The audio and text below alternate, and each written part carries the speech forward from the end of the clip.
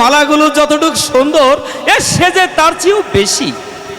এ না না না, এ আমি সব কি ভাবছি, এ আমার সোনাবান জানতে পারলে।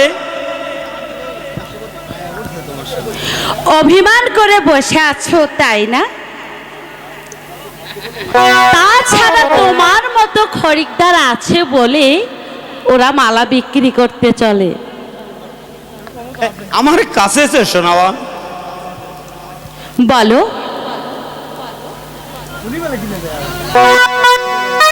এই মালাখানায় তোমাকে বেশ সুন্দর মানাচ্ছে।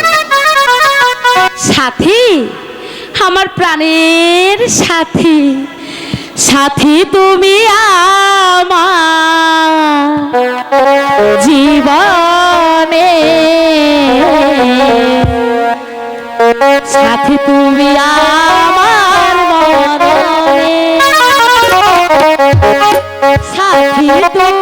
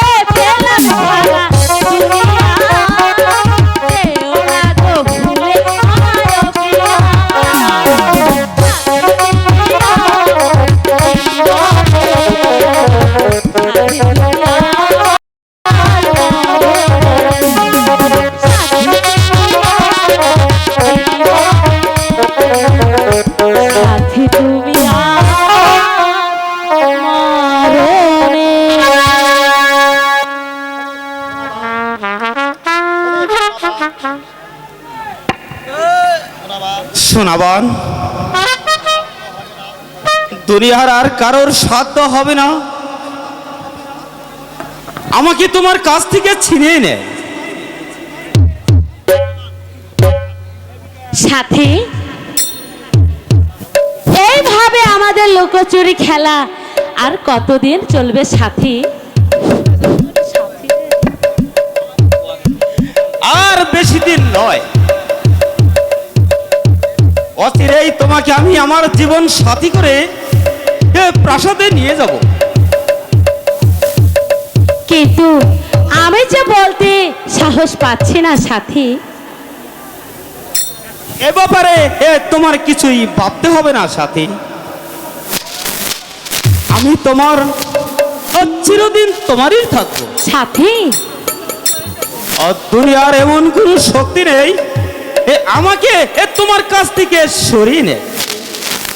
সাথী, আমার প্রাণের সাথী, সত্যি তোমার কথা শুনে আমার যে মন একদম ভরে গেল। সেলিম, ছি ছি ছি, তুমি এত নিচে নেমে গেছো? উজির পুত্র হয়ে সামান্য একটা ডাকাতের মেয়ের সাথেই? না না, এ যে আমার ভাবতেও লজ্জা লাগছে। আমি কোনো অন্যায় করিনি পিতা। দস্যু কন্যাও হলেও ওরা যে আমাদের মতোই মানুষ। আরে বলছি না আলম্বনা, এই হারামজাদি মেয়েটাই এই ছেলেমকে দুজকে টেনে নামাবে। খামাস বেকুব, আর একবার ওই কথা হিনুক্তি করলে আমি তোমার জীবনটি আমি ছেড়ে ফেলবো। স্তব্ধ হও নির্বোধ, ওই প্রাসাদে ফিরে চলো। না না না পিতা, আমি আর যাব না। ওই আপনাদের অভিজাতের কাছের প্রাসাদে আমি আর ফিরে যাব না। আজ থেকে আমি মিশে যাব এই সৎ অবহেলিত মানুষের মধ্যে। দেখব সত্যিকারের বিচারে কে মানুষ আর কে অমানুষ। তুমি যাবে না? না, আমি যাব না। জওয়ান আলী,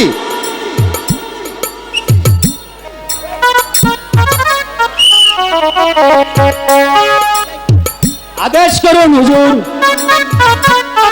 বন্দি করো এই সেলিমকে। তাই করছি হুজুর।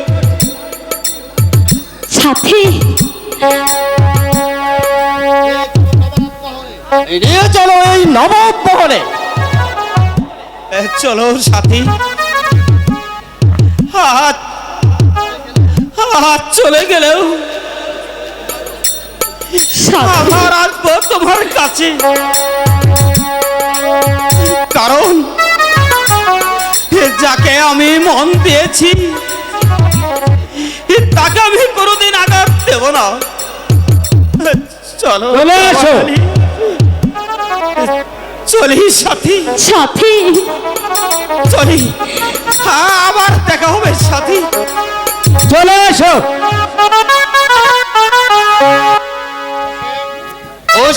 হত্যা চক্রান্তের কথা, তাই এটাই হবে আমার উপযুক্ত স্থান।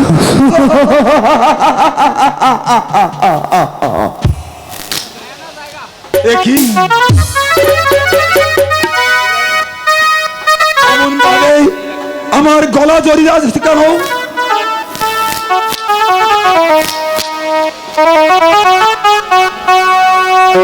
তার মুখখানা এবং নীল বর্ণ ধারণ করলো কেন? তবে তবে কি সে মৃত্যুর ভয়ে অমন ভাবে আমার কণ্ঠাও জড়িয়ে আছে? না, না, না!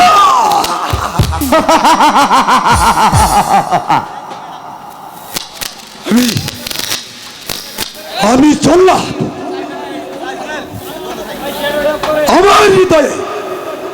আমার হৃদয়ে এতটুকু দয়া আমার লেশ মাত্র থাকতে পারে না। ওর কঞ্চনে আমার মন বিন্দু মাত্র টলবে না। তাই তাই ওকে হত্যা করে নির্মম পাষাণের অট্টহাসিতে আমি আকাশ বাতাস কাঁপিয়ে তুলব।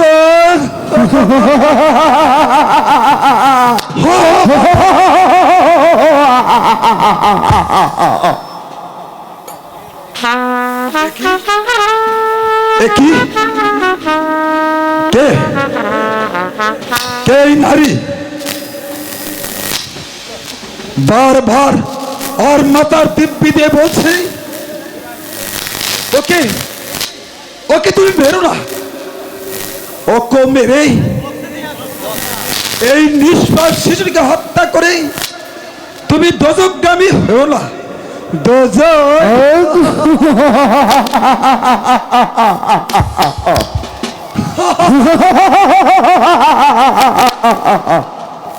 না না না, ওই দোজকের ভয়ে আমার স্বপ্নকে আমি জলাঞ্জলি দিতে পারি না। আমি চাই আমার পদোন্নতি। আমার এই ভাগ্যকে সুপ্রসন্ন করতে হলে হত্যা আমাকে করতেই হবে।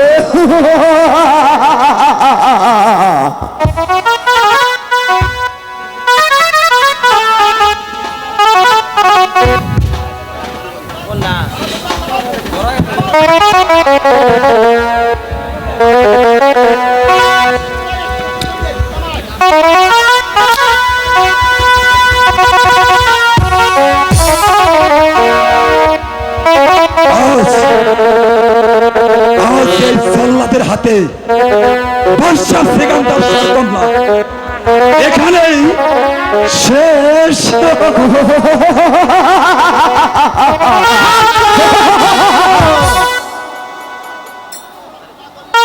এই অমর শিশুকে হত্যা করলে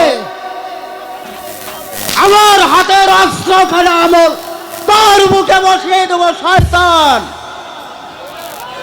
তুই তুই আবার আমার কাছে বাধা দিয়ে কেন? ওই বিবেকের তাড়নায় এই পথ দিয়েই যাচ্ছিলাম, হঠাৎ হঠাৎ তার শয়তানি দেখে আর যেতে পারলাম না। এবার বল শয়তান, কে কে এই মাথন বাচ্চা, আর আর কেন তাকে হত্যা করতে চেয়েছিলি? একটা একটা সামান্য দস্যুর কাছে আমার কাজের কৈফিয়ত দিতে আমি কখনোই রাজি নই।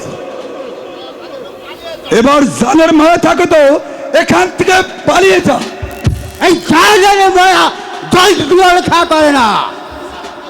যদি বাঁচতে চান তবে তবে এই বাচ্চাটিকে আমার হাতে তুলে দে।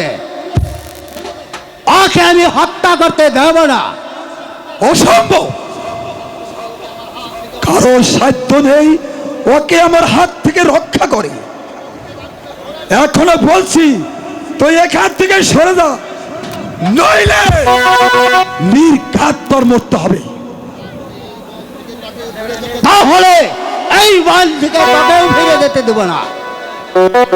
তার জীবনের লীলা আমি শেষ করে দিব। বেশ, তোমারে দস্যু, তোকে তোকে আমি প্রথমই কবরে পাঠাবো। আয় শয়তান,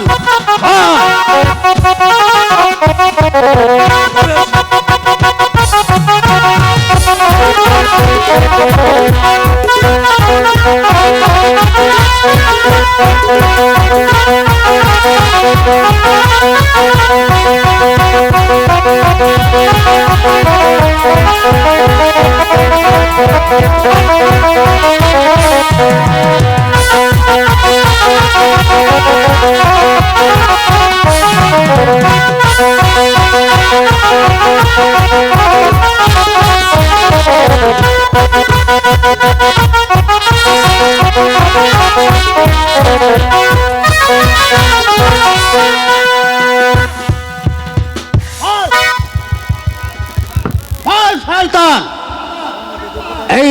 তার পরিচয়?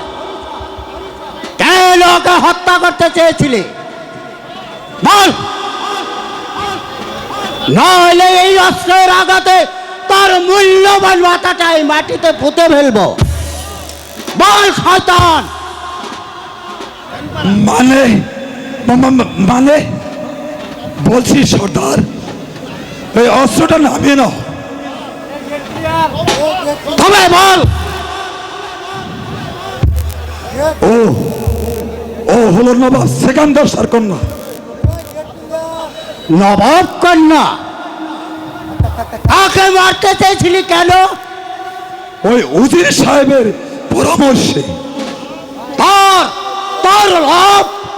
তার লোভ ওই মসজিদ দখল করা, যাতে অদূর ভবিষ্যতে ওই সেকান্দার স্যার বংশধর এই মসজিদ দাবি করতে না পারে। বেশ, তোকে আমি মুক্ত করে দিলাম। তবে তার উজিরকে গিয়ে বলবি তুই ঠিকই তাকে হত্যা করেছিস। তাই বলবো সর্দার, নইলে আমারও যে চাকরি যাবে। তবে তবে আমিও সিপাহ সালার দৌলত খা, আমিও দিকে নিব কোথাকার জল আর কোথায় গিয়ে গড়াই।